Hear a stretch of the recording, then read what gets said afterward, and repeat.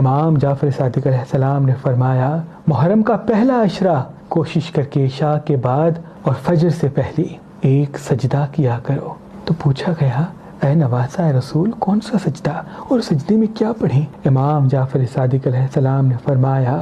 جو انسان محرم کے پہلے عشرے میں عشاء کے بعد اور فجر سے پہلے ایک سجدہ کرتا ہے اور سجدے میں نصر من اللہ و فتح قریب کو 207 مرتبہ پڑھتا ہے اور 207 مرتبہ سبحان ربی الاعلیٰ پڑھتا ہے تو وہ ان 10 ایام میں کسی بھی حاجت کو طلب کرے گا، اللہ کے کرم سے ان 10 ایام کے اندر ہی وہ حاجت اس کی اللہ قبول کر دے گا، کیونکہ ان ایام میں سجدہ کر کے سجدے میں اپنی دعا مانگنا اور نصر من اللہ و فتح قریب پڑھنا یا سبحان ربی الاعلیٰ پڑھنا ایک ایسا افضل عمل ہے جو انسان کو اس غیبی طاقت سے ملا دیتا ہے جو اس کی حاجتوں کو فوراً پورا کر دیتی ہے، اس کے گھر کی طرف اللہ کی رحمتوں کا رخ کر دیتی ہے اور اس کو تمام پریشانیوں سے دور کر دیتی ہے۔